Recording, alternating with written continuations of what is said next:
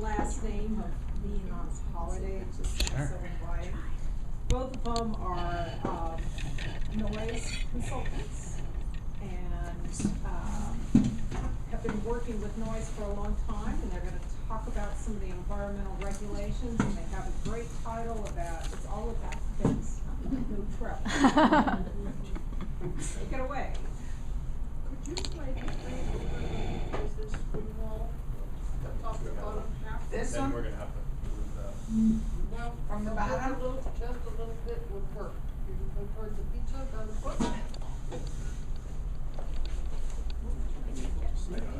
Or I guess we. It's not just a matter of moving, It's it's even not just a on matter of moving the screen. Right? Okay, never mind, we'll move after I finish pizza, thank you.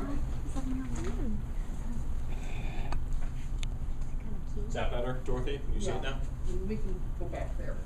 Thank you, Carl. Sure.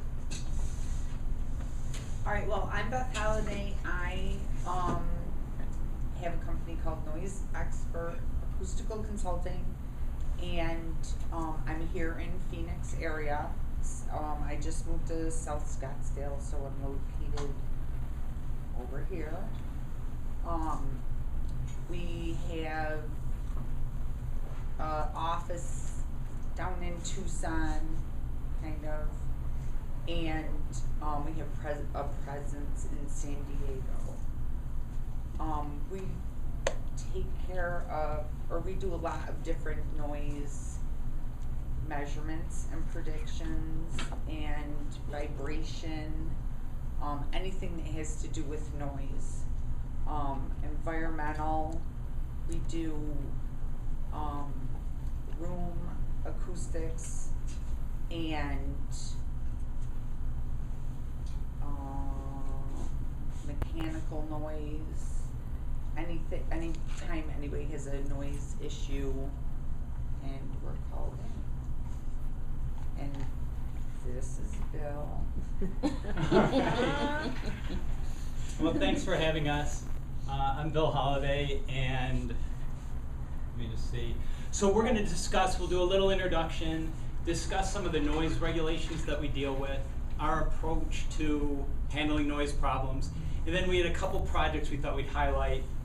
We're usually a pretty small part of projects, but a couple projects over the last few years we've been more involved in, so we thought we'd talk about them more in depth. And they're the what is called Greater Sage-Grouse Noise Project, and the is that called Canyon Mine, or the Uranium Mine? Uranium Mine. And I guess let me just start with a brief introduction. My company's called Sound Solutions. We were going to share the same company, but we're brother and sister, and we couldn't get along, and so we thought it was easier just to separate things out. No, but seriously, Beth handles most of our environmental projects, and I tend to do more of the vibration, expert testimony, and architectural projects. And when we get overlapped, or when we get overwhelmed with one type of projects, we'll help each other out. But in general, we split those responsibilities for those types of projects. So I've been working in acoustics for the last 25 years. I got my master's in acoustics or engineering from Purdue, where I was working on active noise control, where you take noise and you measure it, and you introduce that same noise out of phase and get silence at the end, and it works best in ductwork, active vibration systems, car exhaust. And so I worked for a company doing that, and then I started consulting, worked for a couple consulting firms, and then I was hired by Atranco and worked for Mike Dawson.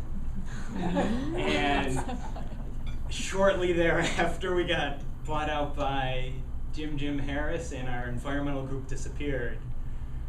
So I started a firm, and Beth joined me, what, about 12 years ago? So Bill would have projects where he'd need somebody to sit in the airport parking lot for 24 hours later, and because I'm his favorite sister, so I started doing projects like that, just going out, to residents, there's been a few where you go in the middle of the night and there's like coyotes running around and, you don't know if it's the safest environment to be, well, that's not that bad. It's downtown Tucson, when we were doing McDonald's, there's all these hoodlums. But I started doing that, and then as he got busier, I started getting more involved with the projects and proposals and marketing, and then about 3.5 years ago, I opened Noise Expert up here in Phoenix, and Yeah. So let me talk a little bit about noise regulations. Our work is really defined by the regulations we're faced with. I used to work in Oregon, in Colorado, and they had state noise environmental regulations, and so it's really easy. Every project has to meet that same regulation. There's an LEQ daytime limit, LEQ, which average hourly noise level, daytime and nighttime limit. If you're above it, you have to do something about it. If you're below it, don't worry. Arizona, every city or sometimes the county has their own regulations. Some of them make a lot of sense. Some of them don't make much sense. But that's what we have to address. I don't know, I'll fire through a few. yeah, I think I handed out noise regulations from each of the surrounding towns that's up there. Oh, yeah. I think, yeah, and again, we'll have like Goodyear and Peoria, they have really strict noise regulations, so anybody developing a housing development, I don't know if I updated the Mesa one since it changed.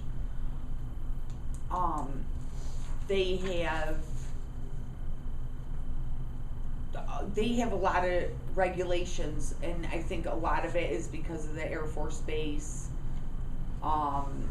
So we're out there doing a lot of noise measurements before they're building housing developments. Mesa used to have a 24-hour regulation where for a 24-hour period it was averaged, and that was the regulation for Mesa, which was like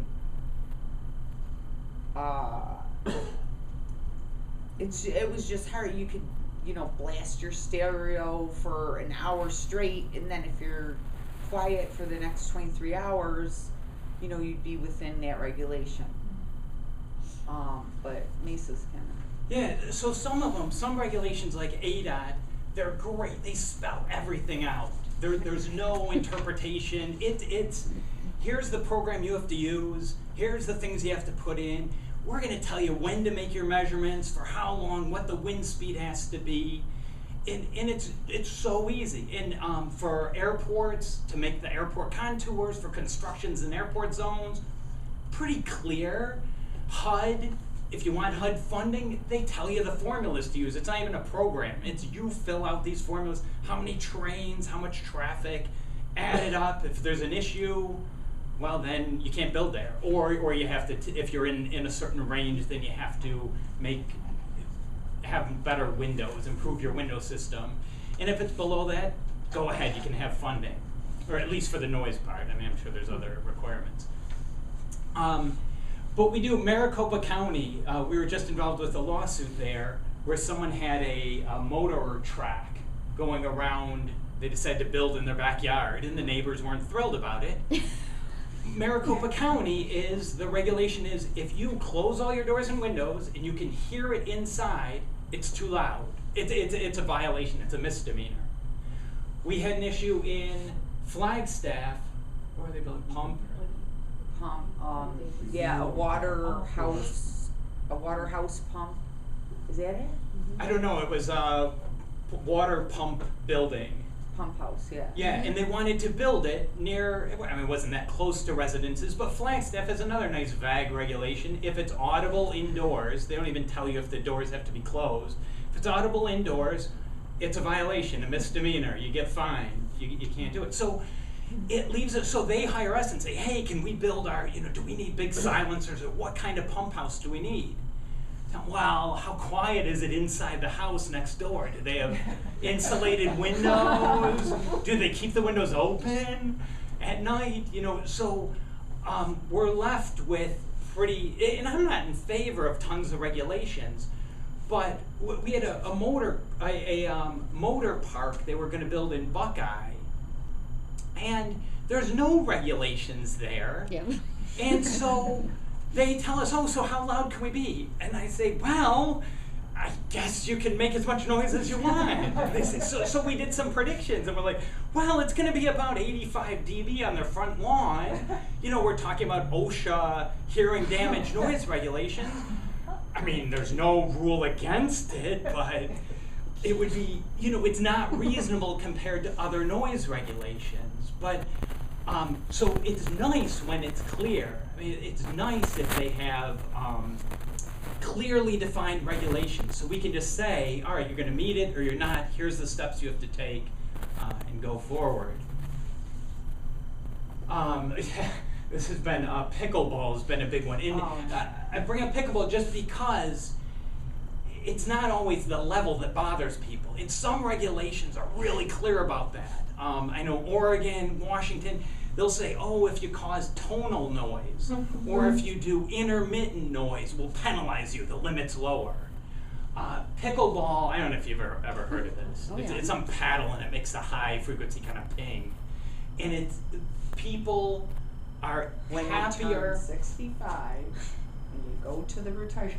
Yeah, I well, know. people are okay with the tennis thud, but they're converting tennis courts into pickleball courts because you could pack, I don't know how many, 2 of them on a tennis court, and there's that pinging noise, and so they hire us to show up at the meeting to address. Beth gets to go with 50 retired people, and they are all experts on pickleball. Or acoustics, yeah, they're brutal. Really? And what was I going to say about that? But that's one where we're not dealing with a subjective or with a very objective, here's the noise level, are you okay? It's more of a, different people are sensitive to different types of noises. They have different comforts with background. I have 2 kids. You could run a machine shop next door and I won't hear you because we have just a lot of commotion in the house. But when there's not a regulation, we get a lot of, sometimes quite a few complaints, and we deal with that.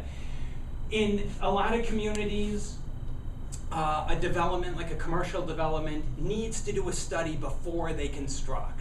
And so we go in and we do predictions. We can measure it in the existing facility, tell them what the existing levels are and what that impact will be.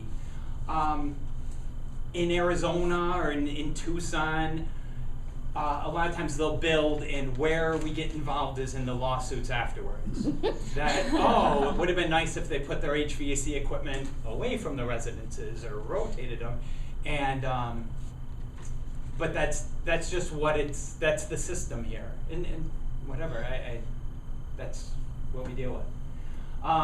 Yeah, airports, this is a big wood shop. Yeah, we've dealt with a lot of cell towers because they're trying to fit them in everywhere, and the noise sources are the air conditioning, the cooling systems, and generators. So our approach, or the methodology, depends on the regulation. We do what they tell us. Usually it involves modeling. And so what we'll do is predict, with ADOT, it's straightforward, just number of cars, what's the terrain, what's the ground cover.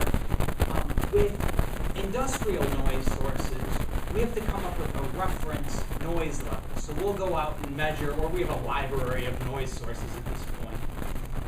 And we'll look at, all right, if it's a Lowe's backup beeper on fork trucks in their gardening center, or whatever the noise source is, we'll measure at some known distance, 25, 50 feet, and then with that, there's straightforward formulas and programs. You can predict what it'll be at 100 feet or 200 feet or in different directions. And so you can model that environment.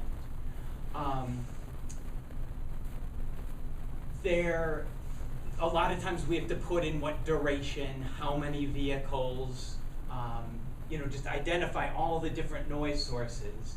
And then, this is airport, what they want is types of aircraft, frequency, what their flight patterns are, and you plug it in the program and it spits out the contours. Then we generally go up and measure. So if you're gonna build a pump house, we want to see what the existing environment's like. And sometimes it's not required. In some states, like Oregon and Maryland, they require that one of the criteria is it just is fixed. All right, it can't be more than 50 decibels at night, but it also can't increase the background noise level, that ambient noise level, by more than 10. So if it's a real quiet area, 50 might be excessive. So we generally go out, and even if it's not a requirement, it helps our case to say, all right, here's what it currently is. There's highway noise, there's aircraft noise, there's birds chirping, and here's what it's going to be in the future, whether that's an impact or not. It also helps us, it sometimes will help verify models. It depends on, sometimes we'll go out to a existing pump house at 50 feet and say, here's the noise level from an existing one. If we were to plop that down with the new topography and the new conditions, here's what the levels will be. Rail, we've been dealing with. Sometimes we find that the noise is not always the primary concern. It's just a tool like a political tool to get your way. So a lot of times, if people are against something, they'll use noise. I think we're big targets. Noise and traffic are big things people don't like, but sometimes we're used, it's not necessarily because they're worried about noise. So we'll come up with a model, and then we'll compare it with the noise regulations. If there's an issue, we usually deal with mitigation. Mitigation for environmental projects, you can treat the source, you can treat the path, you can treat the receiver. As far as treating the source, you can swap it out. We've done a lot of generator projects. Yeah, go ahead. You mentioned about the railroad. Yeah. Is it a regulation? How long There's regulations, but it's also like they are doing. Where's the place? AZAEP, or Picacho. Picacho Peak. They're building a big rail yard there, and there are people concerned with devaluating their property, and so they're either going to object and have a lot of issues, go to the papers about all the issues they're having, or they're going to have some kind of settlement. So we got hired by a lawyer to just look at what that impact will be. And you're right, their transportation's generally exempt from, railroad, the horns, they're exempt from any state or city or county or regulation. But you could still try to be a good neighbor, try to avoid those problems. So there's different like bell crossings, sounds you can use that still comply with the safety requirements, but aren't as, they're more directional and less of an impact for the environment. So there is no regulation for trains? There's not a regulation, you're right, but you can still sue and, well, still, I don't know, The yeah. feds don't have regulations for noise? What's that? The feds don't have regulation like transportation? Well, it's kind of like the HUD. It depends on what side you're on. Oh, okay. But the train tracks, there's nothing that's going to stop them from honking their horn if they feel it's a safety They do issue. have, though, don't they have like evening, there's certain Yeah, hours but if you they see can't. but I heard about this, 'cause somebody I know lives right behind a train track, and they're not supposed to do it at night, but if it's safety related, they can do it, I think, whenever they need to. Whenever they the want. other Okay. night. Yeah. And there's guidelines when they're trying to be good neighbors, but yeah, if it's a safety issue. Well, and that's the same thing too with construction. Construction, there is not I mean, they're exempt from. A lot of regulations, they'll have an exemption because it's a short Temporary, term, yeah. it's a temporary, yeah, depending on what project it is, it's temporary. So treating the noise source, even the different types of bells, backup beepers, there are different lower frequency beepers you can use, more like gongs, lower frequency chime. Silencers, you can treat the source. As far as dealing, source, in this case we're looking at like the rubberized asphalt concrete, where you're dealing with the wheel-road interaction. It doesn't do anything for engine noise, so if you have a lot of trucks, that RAC doesn't do much. If you're on an incline where you get more engine noise, it doesn't do as much. But that is treating the source, so everyone gets helped. Yeah, you can buy a different unit, replace the unit, and that's what we've seen done too. Just get a quieter generator. And then treating the path. A lot of times we're trying to block the path, whether it's berms, walls, what's the one, the vegetative, what's that called? Oh yeah, vegetative. Sound structure, Yeah. VSS. There's barriers that are made of plants. I mean, anything to break up that path. If you block the line of sight between the noise source and the receiver, you're getting some attenuation in the path. If you don't block the line of sight, you're doing zero, no attenuation. And you generally, rule of thumb, if you barely block the line of sight, you get about a 5 decibel reduction. And every foot above that, about another decibel. It depends on the frequency of the noise and where it's located between the source and receiver, but in general. Barriers are most effective close to the noise source or receiver. Right in the middle, not as much. And if you have very large distances, atmospheric conditions can control that. So if you have wind, it can bend the noise over barriers, making them not as effective. Vegetation is really not a great mitigation tool. It can give you a visual blockage, which psychologically could help. But as far as measurements, you need thick, a large amount of vegetation. These vegetative structures are really dirt packed in, and they have some barrier properties, and then they grow vegetation all over. They're pretty. But mostly we don't care what it is. I mean, you can use plywood. I mean, if you're blocking the line of sight, all we want is that the noise going through the barrier is 10 dB lower than the noise diffracting over the barrier. So it doesn't have to be concrete blocks or some monstrous, it can be metal panels. There are metal panels with fiberglass, with perforated metal on one side and fiberglass inside. And those are great because you put up a barrier and you've just created a mirror for the noise.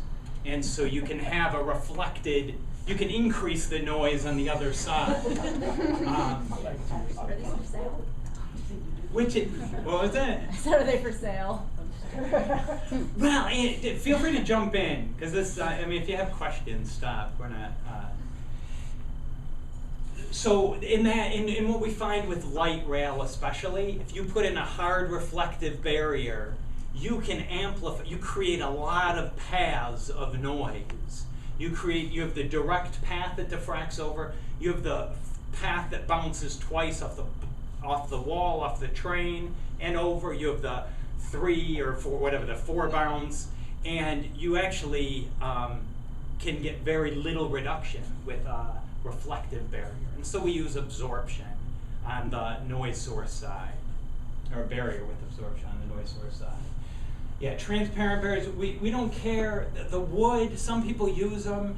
Here, you're probably replacing them a lot because of the sun, just the expansion and contraction. It's more of a maintenance issue. But acoustically, it's fine, as long as you have a solid, airtight barrier. And barriers, you have small gaps really wreck the effects of barriers. And so if you have a driveway blocking, opening in a barrier, you've negated a lot of its effectiveness. It kind of, noise works a little bit like water or light, I guess.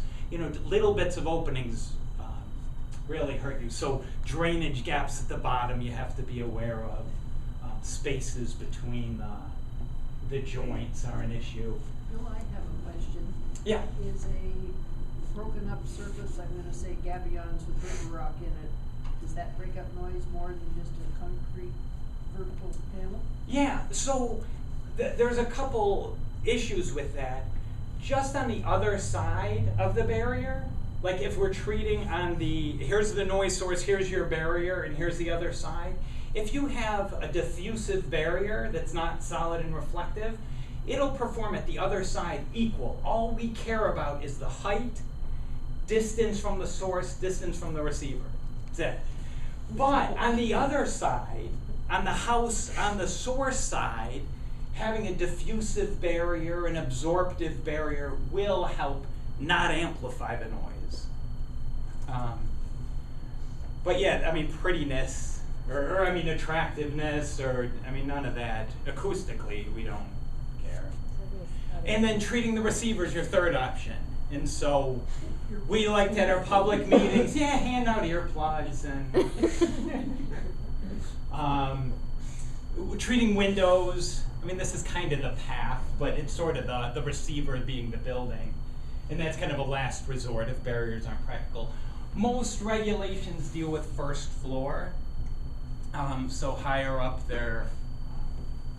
And that's, we don't deal with this much in Arizona, but there are effects for parallel buildings. And we've dealt with this I used to work at a firm that had an office in Hawaii. And we deal with a lot of reflected noise when there's high rises near each other. And it's a multiplying effect, because you have the direct noise and then you have multiple reflections that add up. So adding some diffusion helps with the exterior of the source. Or we deal with OSHA regulations quite a bit.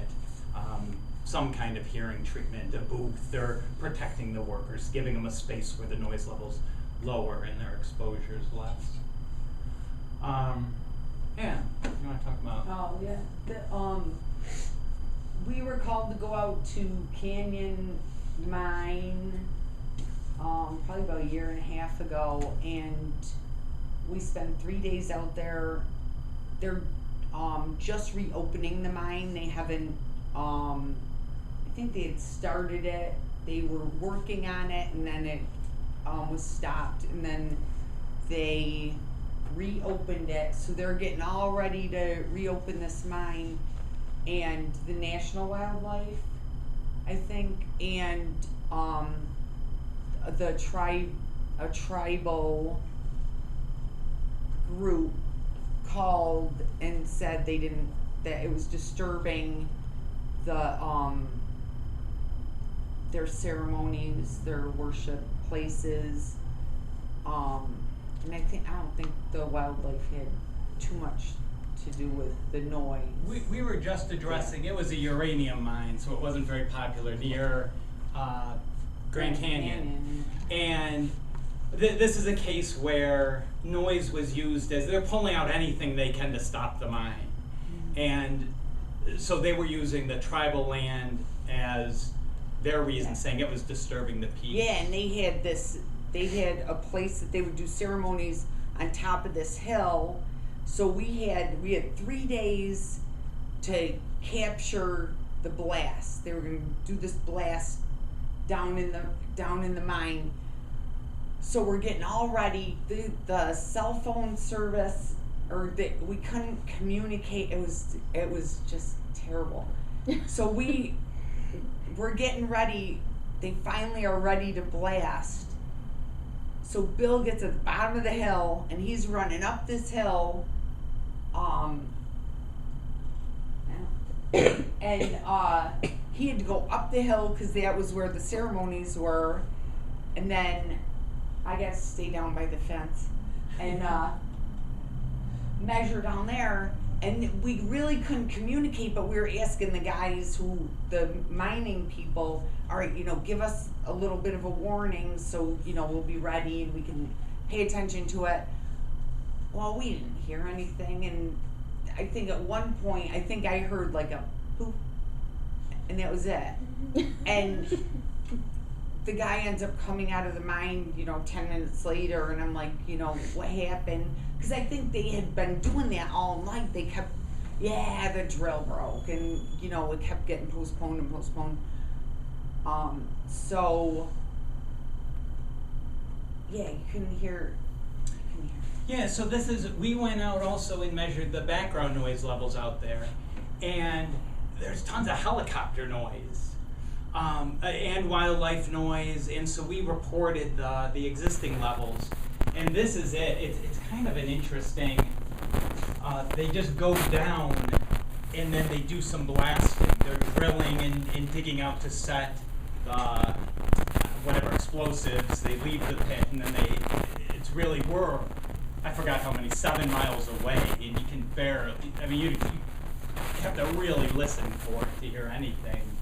But we had to measure, this is where we're looking at reference noise levels. So we looked at all of the noise sources. There's the blasting, there's the equipment, and we got reference noise levels from all of the equipment so that we could model it and say, all right, under ideal conditions, here's what the levels will be at these noise-sensitive locations. Because just measuring too, we're measuring with certain atmospheric conditions. And our modeling, it verifies our model, but it's also, the model's a little bit more complete because we can plug in what atmospheric conditions. Explain a little bit about reference. How do you determine what is reference? You mentioned equipment as a reference. Equipment are making noise themselves. They owned by the same company, it's blasting it. What's the definition of reference, I guess? So I'm not speaking about the ambient noise levels. You're right. The background noise level would be without the mining activity. What I'm speaking of is if we want to predict what's the noise level 7 miles away from a front-end loader, what we do is we measure the noise level from that front-end loader at a distance where that's the dominant noise source. And so it might be 20 feet away, it might be 50 feet away, a good distance. And then you can calculate, it drops about 6 decibels for every doubling of distance. That's spherical radiation. Then if you take into account atmospheric absorption, there's other factors and attenuation from other, the topography or ground reflections or the vegetation. So we take a reference level, a known distance, what's the level from that piece of equipment, and then we can multiply it and say, all right, so if 20 of them are operating at the same time, here's what the level will be. Or at phase 2, when they're, excavating the pond or the something else, here's what the levels will be. So it helps us with the models taking reference levels. Reference is what you recommend no problem, is that? Reference is just what we use to plug in our models. It's a known level for that piece of equipment at a known distance. And with that information, we can plug that noise source in any condition. We can say, all right, now if we're a mile away, what would it be? Or if there's 30 of them. Like a given condition. It's a given condition, yes. That this is the equipment they're using, and then we can position them in the computer model wherever we want them to be. Okay, so this is not like general reference that everybody accepts, but it's good. Okay, I understand. It's just for the models, for the noise models that we're using. And specific to that exact place, For their specific, if they have the equipment, we love measuring their equipment. If they don't have that option, if they don't exist yet, we just use references that we've measured other equipment that's similar in the past, and we'll use our library of data. But I think it is better to get their equipment because, like we were, the one place, and I think the belts started going, or a couple places. places we've done fries. And once they'll have everything maintenance or already, and then once 3 months down the road, things start squeaking, the noise levels get louder. So it's good to have a true reference. It's also just more defendable, because that's just one more question or variable that someone could bring up and say, wow, you used a normal dump truck, well, they use louder ones, or... The reason I ask reference level is that usually they deduct the reference level from the actual. Let's say for arsenic, you want to measure the arsenic content of the site, and then which they are polluted or whatever. You find, let's say, 100 ppm. But then, you say background is 10 ppm. Right. And you kind of subtract that from the, but it seems that this is not comparison. We're not talking about the ambient levels or the existing, different terminology. Can I interrupt? Yeah, of course. So when I've worked on projects with blasting for ADOT stuff, it's always because there's an eagle nearby or something like that. And it's really seemed to me, but I haven't had it confirmed, that the drilling in rock is a lot louder than the blasting itself is, that when they go to place the charge. Yeah. Is that... In general, that's what we find. I mean, blasting is scary sounding, but most of the projects we've seen in mines, it's they time them, and it's, usually that's not, I agree with you 100%, the equipment. To the high-pitched, drilling parts if you're in rock. And it's a quicker event versus drilling for days. Yeah, no, I agree with that. So, again, we're usually a pretty quick part of a project. It takes you about a week to do a project. It's not a big deal. We model, measure, give our report. We're done. We're out of there. So this one was special. This is a greater Sage-Grouse. Does anyone know anything about these? All right. Yeah, you feel free to jump in, because I don't know much. all right, because I don't have everything super clear about what we're doing there. But my understanding is they make noises to attract a mate. And if there's existing noise there that can interfere with this mating process, and reproduction will be reduced, and they're not endangered, but they're threatened. I don't know what the qualification, but you have to protect them. They're protected, yeah. They're protected. Yeah. So what was special about this one is we've been going back year after year with this project. We got hired by a gold mine in Nevada. Isn't that classic? And of course that's not popular with anyone. And so I think this, not to say this is an excuse, because we're worried about the bird. I think everyone had that intent, but noise was being brought out as a big issue, and that if this mine makes too much noise, they're not going to reproduce, and the sage-grouse is going to disappear. So there's no strict regulation. BLM doesn't say, oh, you got to be under 40 dB and you're good, or you got to be below background and you're fine. There's nothing like that. We sat down with meetings with the BLM, and then there was another wildlife agency there, actually a couple other agencies, but BLM I remember. And BLM I think had the last say. They were the ones that we had to convince we weren't, destroying the sage-grouse. And they're having a lot of issues with these with gas and oil. Mm-hmm. That's a bigger issue, and there's more studies done on that. The gold mine, so they reproduce, or they always come back to these leks. And there's a lek about 3 miles away from the mine and 5 miles away. And actually the 5 mile away one, there's a mountain in between.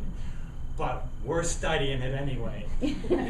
And they're saying that the newest science is what we have to use. There's no fixed regulation, so we're just going to go with whatever the latest science is. And so the latest that we were told was this Dr. Petroselli, I think Gail Petroselli, out of Berkeley. And she's done studies to say, hey, if you got to go out there and measure what the background noise level is, And if you're more than 10 dB above that, you're affecting them, and they're not going to reproduce, and you can't do that. So that was what we went by. There were a lot of difficulties with it. Again, I can't tell the difference, but I think there's a lack here where it's a little bit different. Just sagebrush, sage. And so what her regulation is, and they use this a lot with environmental projects, are the statistical levels. So we use LEQ a lot, which is the energy average level, or energy equivalent. It's kind of just an average. And then they use statistical a lot. And statistical is if you go out there and measure, there's going to be louder times, quieter times during a period. And usually they use a 1 hour period. If you put those all in order, from softest to loudest, the statistical levels are the levels that are exceeded by that amount. So the L50, they call it, is really the median noise level. It's the noise level that is exceeded 50% of the time. The L90 is the noise level that's exceeded 90% of the time. The L90 is considered the ambient noise level. And so this Dr. Petroselli said, hey, go out there before the mine gets constructed, measure the L90. So get this kind of quiet noise level. Add 10 to it, and your L50 cannot go above that level, or else you're in trouble. So the BLM and the mine talked about this and said, all right, we're going to do this. And they said, if you have 7 times where that noise level goes above it, and it's your fault, you're done. You're shutting down. And the mine people told us that's bad for business. Don't let this happen. So we had a lot of pressure to identify noise sources. So I told them, hey, the best thing to do to make sure we know what the noise sources are is have someone sit out there so we can see what it is. Hey, because there ends up being a farm about 2 miles away. There ends up being kids on 4-wheel. Oh, yeah. I don't know, what are those? What are they called? ATVs zipping around. And so we don't want to get blamed for stuff that's not ours. So I tell them, just plant some, get some college kid, we'll put him out there, we'll be set. Well, the BLM said, no way, you can't have a human anywhere near there. We're not doing binoculars, telescopes, nothing. That's going to scare away the sage-grouse. So, and I don't know, I can't tell them anything different. So we said, hey, how about have video cameras? Let's get video cameras out there, and we'll just have them shooting in 4 directions, put a microphone out there. If we hear something, we'll see what it was, if we can see it. And they said, it's too much data. We were relying on, we can't download every day. That would cost too much to send someone out every day. We need something where we can use telephone, the cell towers, to get our signals. That's just way too much memory. It's not going to be a good option. So what we told them was, all right, how about we get these sound level meters out there that will measure the noise level, but they'll also measure the spectrum. So it'll measure the frequency of the noise, whether it's high or low frequency. And what if we also get another one near the mine? And so if we see that we're above, but the mine isn't above, we can say, oh, that's not the mine, it's from a different direction. It's the birds. Yeah, it's the sage-grouse screaming. And so we put one at the lac, one at the mine, one at the road, and near the access road. And then we had weather stations at each of the lacs. And so for 2 seasons so far, we've been out there, and we've had about 10 exceedances. And part of that is because sometimes we couldn't get data. And so when there's lack of data, if we couldn't get cell tower, if the battery died, it counts as an X against the mine.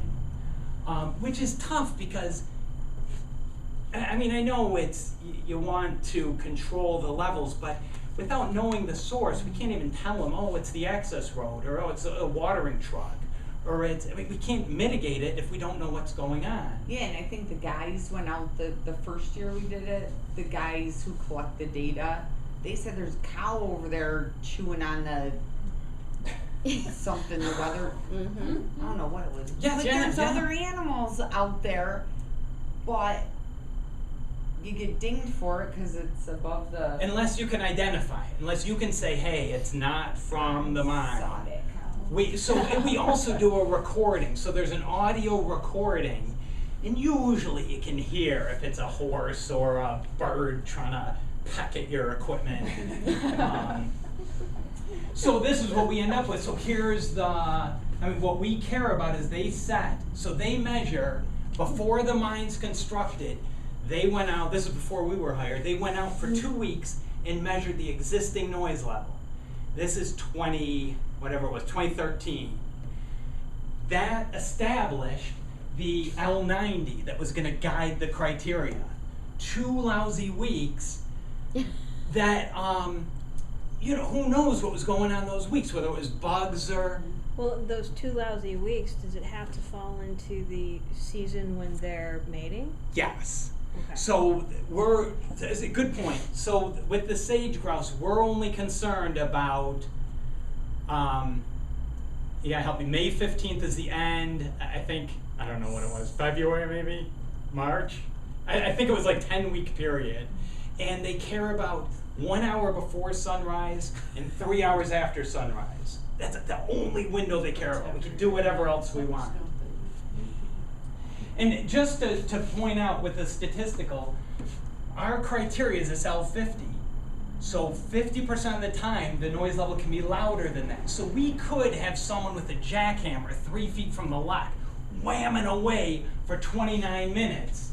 As long as they're quiet for the other 31, we're in compliance.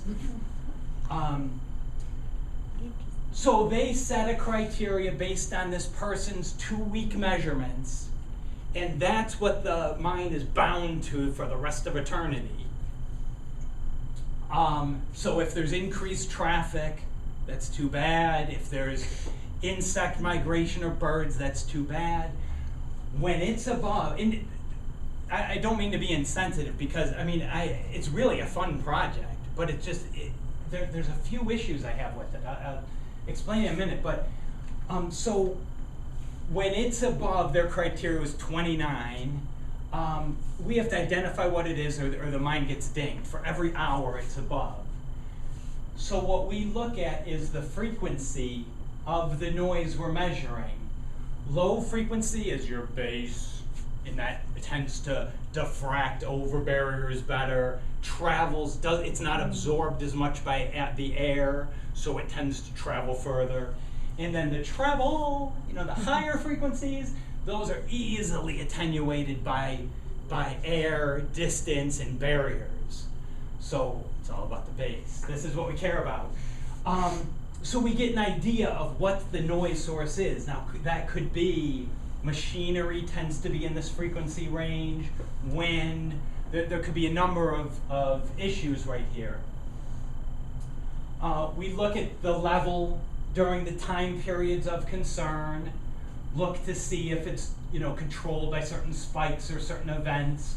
This is the spread between the maximum noise level and the minimum noise level during each minute of the hour of concern, to see what kind of spread are we talking about. Is it some short period, loud event, or is it a pretty constant noise source?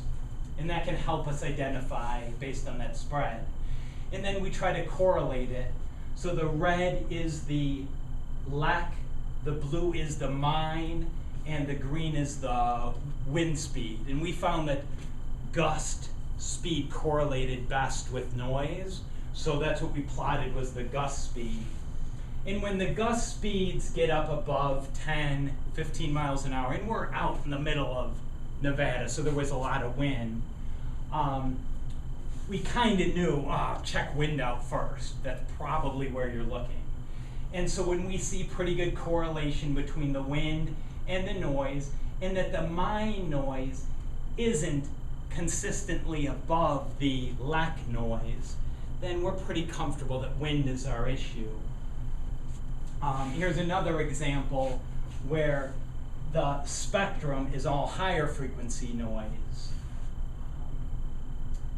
And if you look at it over time, it isn't very steady at all. Quite a bit of ups and downs. And if you correlate that with the wind speeds, very low wind speeds, here is the blue is the mine noise, the red is the LEC. So we're pretty comfortable that it's not mine related. And this because of our recordings too, we could tell it was bird noise, the higher frequency. And then after a couple of years of this, you get comfortable with, oh, these spectrum we can blame on birds. And but then we have to sit down and defend it because they review it and they question, they're trying to protect the bird. And the argument was, when in doubt, favor the birds.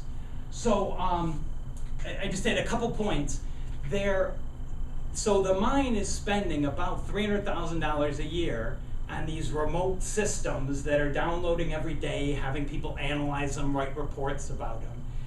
And so we've thought of, is there anything else you could do with $300,000 to protect the birds? And so we were thinking, they could buy up the hunting licenses because you can hunt the birds and not use them. I thought that would be a good idea to save birds. And they did a study because they were curious too, is this noise really an issue? And they found that ravens were eating the little birds, but no one can touch ravens because they're protected. You can't shoot them. They can't go out there and wipe out ravens. So I have a little hollow feeling that I don't feel like I'm doing much to protect the birds because according to their study, the ravens are the real culprit. And the other frustrating part is it's not a quick, all right, if we keep it quiet, we can see, oh, there's more of them, we've succeeded. Or there's less of them, oh, we failed. They're saying you need control X, and you need to track. There's so many variables that it's not as simple as just saying control noise and there'll be lots more in the future. So that's frustrating as well because it's hard to. They're saying, oh, in 10 years you'll know the results of the work you're doing. But so it's been interesting, but I don't know. So some issues. That 10 decibel increase, that's no matter what the background was already, they said if it got 10 decibels louder, because a lot of times when we look at it for other birds, like just generally what's freeway noise and how close to the freeway you find bird nests. And it depends on how loud the birds are to call to each other and can they hear each other over that freeway noise. And so it would matter what your baseline was and what you increased. So I'm with you. This is the studies that we read. She was just saying, take that background, the L90, wherever you are, add 10, and your average noise level can't be above it. So for the last 2 seasons, we've measured, I don't remember the number, but almost more than half of the days there are exceedances. Most of them are wind and birds. So we get tons of exceedances. There's tons of times when that L50 is 10 dB above the L90. There's nothing to do with the mine. But it's those 10 days that there is something to do with the mine or that we can't identify it, that they're worried about. Because, for Mexican spotted owls here, that's what AZAEP runs into, is when we're up somewhere and they have to, drill to attach something to a rock or something like that, or they're going to use chainsaws or chippers on trees, and you've got a nesting owl nearby. Well, we're not allowed to use the high-pitched stuff that is intermittent, and that's what Fish and Wildlife really worries about with those, and that's how we can usually argue, like, well, our typical traffic noise is this, and our general vehicle noise from the construction is not that much above it, but, anything with chainsaws and chippers has to happen outside the breeding season. And so it's really different from what you're talking about here. Well, and I don't know how much it varies from BLM to BLM. I mean, it could be Yeah. the personalities of the people we're dealing with that are making it more stringent. Yeah. And it's gold mining. It's not a popular Yeah, that's true. If they issue, so there could be some. Really, they're worried about the water discharge or some other issue, Yeah. but they're going to use noise to make it a difficult process for them. Well, Or, the first year, it wasn't even, the mine wasn't it the traffic Yeah, Going access road into the- traffic was yeah. the issue. Mhm. mine, Yeah. so they hadn't even gotten to the point where they were mining. Blasting or doing any of that. Now, have you done any research, or have you been called in on the change of the flight paths with Sky Harbor, and all the arguments going over with that? We haven't been hired by Sky Harbor to look at that. We've mostly our airport work comes from people trying to construct near the airport. We have the same issue in Tucson with changes in the military base and just changes in that contour, the noise contours. But we haven't dealt with Sky Harbor yet for there. And then with regards to that being like a federal entity, and then you have different cities, who's got jurisdiction over the flight paths and the changes in noise and stuff? Ooh, I- that's I- a That's a loaded question. I think. That's a loaded question. Yeah, I don't know who allows different changes, but once we have the noise contour, we know who's impacted and who needs to be addressed. And whether that's the airport should compensate those people with improvements or buying them out, or, I mean, that's why our lawyers stay busy. No, I don't know how that gets approved or what that process is. Or if the FAA just ignores the process. and- Well, I was just Yeah. wondering And the who city of trumps who. Phoenix. You know, does City of Phoenix trump the feds? No. You- Well, the Or- feds didn't follow the Usually, process. we get called by builders within the noise contours. If you want to construct, you have to show that your construction is meeting a certain sound isolation to be within certain zones. That's usually where we get called in. We've done some small airport contour work, but You mean where you draw what that contour really is? yeah, Isn't it but all we're doing is typically plugging it your into federal the FAA's regulations? program. The local I mean, it's has not to be like as we stringent or more stringent. Yeah, invent but that that's what ourselves. it's doing is And making Yeah. that the line. local You plug in always their trumps contours, the feds. just CAD files, Like the in types of California, planes, local always trumps frequency, the- and it comes up with these the LDN state contours. is the Yeah, and we did Their that. primary jurisdiction. One guy had this house underneath the flight path. He was right there, and he went and re-windowed his whole house, and he spent like $100,000. Oh, yeah, right. So he replaced all his windows. He's ready. He's all set. So he's like, well, it didn't help. He had like triple paint. I mean, they were beautiful. It was good windows. Well, all the noise, the windows were so good that all the noise ended up coming in through other. Yeah, there were other paths. I believe it was HVAC system, like a rooftop unit, that noise was coming through ductwork. So yeah, I mean, you can over-improve the weakest link, but then you gotta deal with the next weakest link. Yep. You know, it's like plugging the dam or. Could have moved for that kind of money. Yeah, right. Well, it is sort of interesting with the airport noise. My sister and brother-in-law have a home that's in the flight path for DIA. And they were there before, and they built Denver International. And their big issue was that they live in an airport community, so they can fly their Oh, yeah. private planes. And because of the flight path, they were gonna shut down their airport.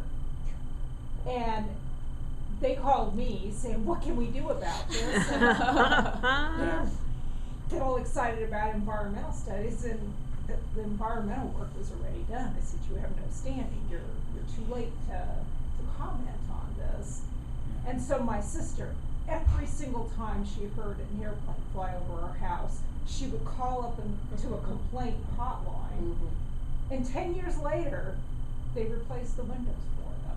Now, they did it for everybody in the community, and I don't know what triggered that, but it was years later, and they had worked out an arrangement that they could still fly airplanes, they just had to do it in a different pattern or something, but it had nothing to do really about the noise, it was just, you're shutting down my airstrip. Why I'm there, yeah.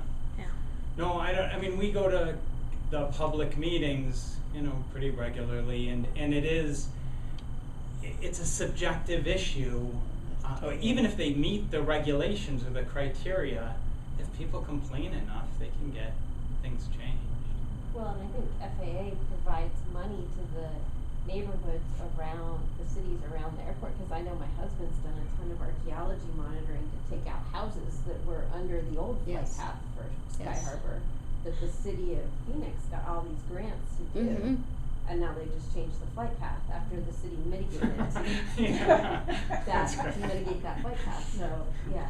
Well, yeah, like by my house, so north of University over in Tempe, they do pay to help the houses, you know, replace windows and stuff. South of University, they don't, and I'm just south of University, and you know, what I'm wondering is, you know, before they decided we're going to compensate these people north of University. Okay, well now you're having a larger impact and you're impacting further south. Is there justification to say, you know, now can you compensate? Can you change where you're, you know, compensating people? I think they're trying to get them to change the flight path back. Well, I know, but that's like really difficult to do. It's going to take 2 years. I mean, it's a mess. Yeah. It's a mess because they just did it. They just changed it. Yeah, and the sad part about that too is, do we have any existing? Do we have like good existing noise like references to go by? We don't. I mean, we didn't know it was coming, so we didn't do those initial studies. I think they can do it when they change the flight path because of weather and stuff, but I don't know if wind plays into changing the flight path, so I don't know if you can, Get a good lawyer. Yeah, but the criteria is just you put in their predominant plan and it spits out the contours. And for airports, it's a day-night average, so it's a 24-hour average. You could have really loud events, like some military plane goes by and you can't hold a conversation, but they just care about this 24-hour average. But no, we get all kinds of calls and clients. We have, you know, we've had a number, honestly, where someone says, you know, I'm hearing noises, there's issues, and we go in there, we don't know, you know, what's going on, is it a pool pump, what's the issue? No, you gotta stand right here. No, you gotta put a cup to the wall. Seriously, you get these crazy issues. Yeah, we have, so that's there's where, a whole project, named anytime some of these, there's been people that are some very real sensitive, experiences. very sensitive to And people who are sure that or their bed is vibrating at Yeah. night because the I-19 is 7 miles away. yeah. I went out to one of the apartments out at the college, and this girl's, you know, flipping out about the guy above her, blah blah blah. I'm sitting there for an hour and a half trying to identify noise sources. I find out the guy upstairs is her ex-boyfriend, and Suddenly I'm she's like, more seriously? sensitive to the noise. Yeah, whatever. Now I mean, whatever, she paid, but it's just like, really? There's some people that will do anything, and I don't even know what I was gonna do about it. I mean, I could have gone up and talked to him. You get a date.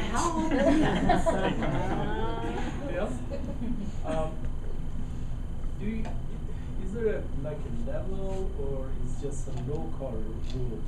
You know, in some of the environmental rules, you have like federal and state and local and city, and you know the lower level has to be more stringent. And I guess there is no such thing in the.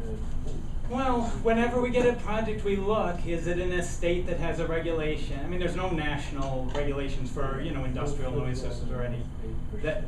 and so we look at if there's a state, and there's many states with regulations. Is it a state with the regulation? Like Not in Arizona. Oregon you mentioned? Yeah, there's several. There's about 7 states with statewide regulations. Colorado has one, Utah.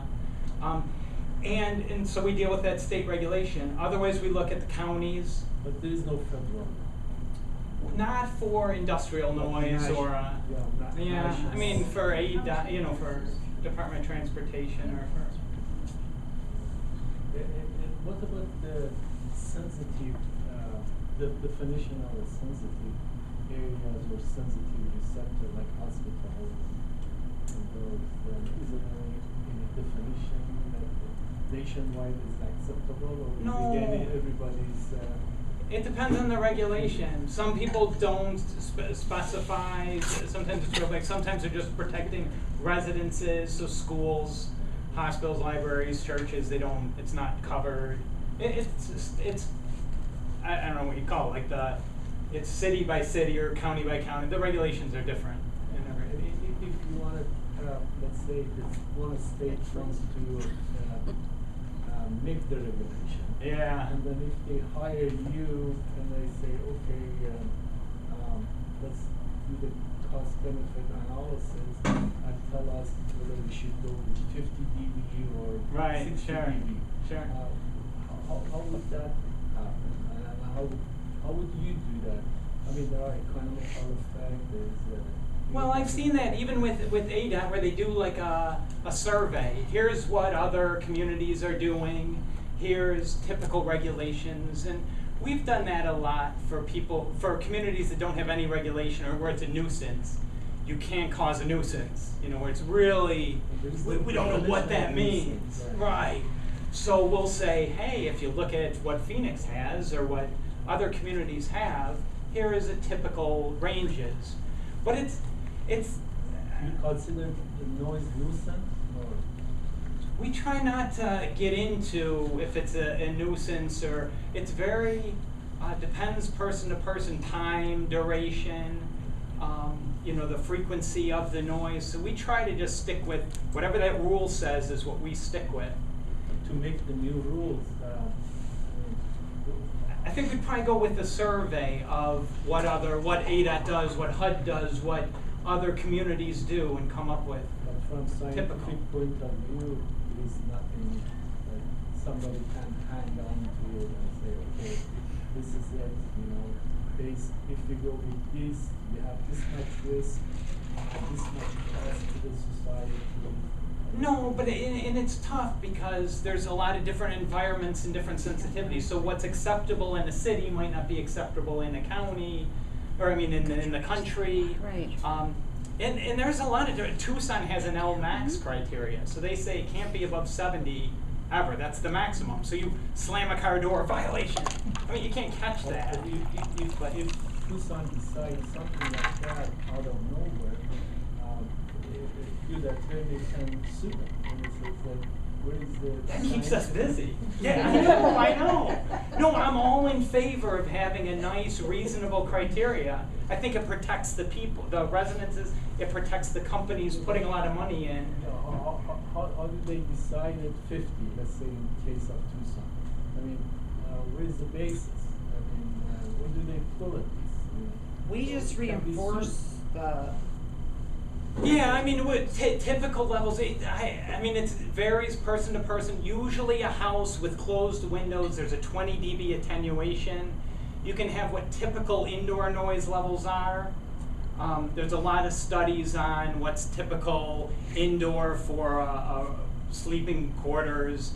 And if you back it out and say, all right, 30 decibels is reasonable indoors, 20 dB reduction for windows, an exterior of a house. We're looking at 50 outside.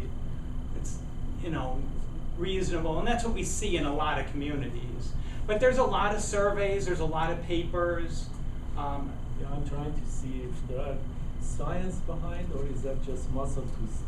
No, I think there's a lot of papers looking at community impacts of noise, what the